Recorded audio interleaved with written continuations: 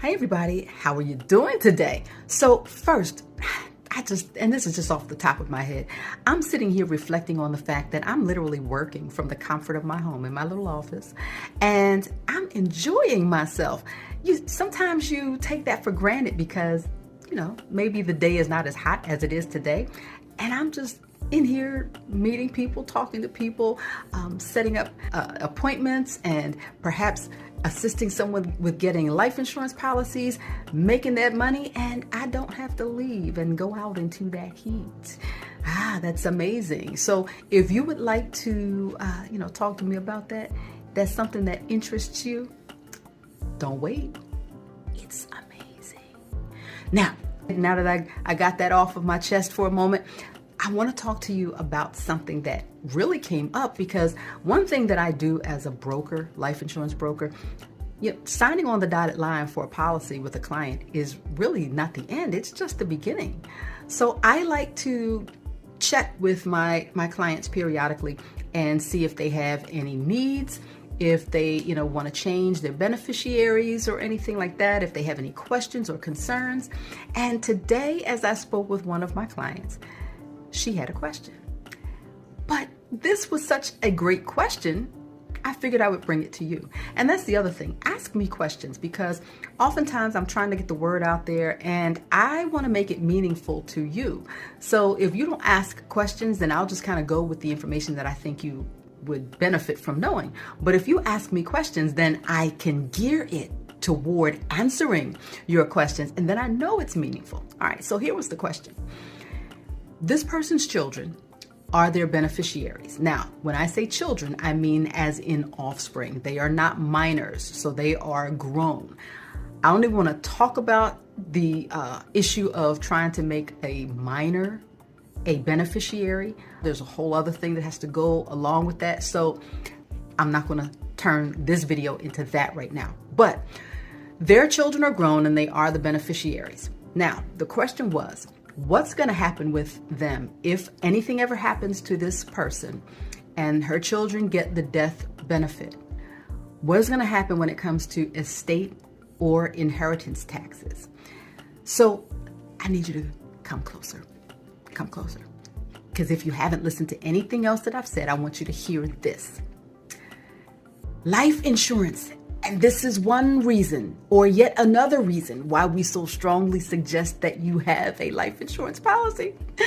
Life insurance is not considered an asset. That death benefit is not considered an asset.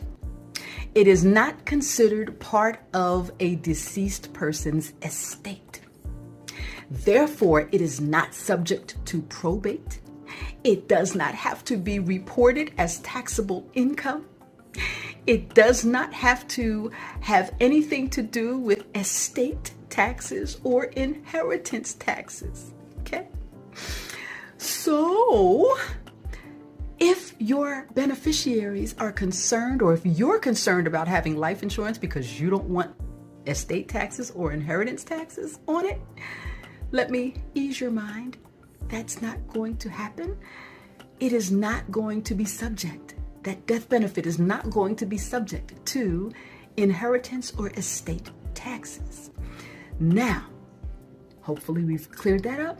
What I do want to suggest is that you listen to these next two things, though, because I always want to give you the full story. So when it comes to especially a whole life policy where there is cash value that is built into that, let's say that you are trying to get approved for or try to qualify for Medicaid. Medicaid's stipulations say that you kind of want to be careful if you have access to cash value, okay? Because they can deny you approval if that cash value takes you over the limit that you are allowed to have when it comes to Medicaid. That's the first thing. The second thing is that taxes could be assessed on any interest that is made off of any death benefit via your life insurance policy if your beneficiaries do not get it in a lump sum. So sometimes people set it up so that they get a series of payments or installments, and interest accrues on those installments. Taxes then can be assessed on that interest, okay? That interest can be reported, must be reported as taxable income. So that being said, if you want your beneficiaries to be free and clear of all of that, yes, don't worry about getting a life insurance policy. Can you imagine getting, $500,000 and you don't have to pay taxes on it?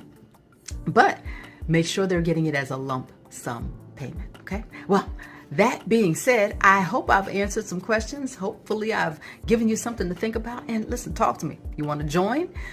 And by the way, I'm not with an organization that makes you join. I am not contracted with any agency. I am an independent broker. I'm contracted with the major carriers. I'm just offering this to you. So please, okay? However, if you also would like to get a life insurance policy or you have questions about the policy that you have, please contact me. I'm waiting to talk to you. See you again. Bye-bye.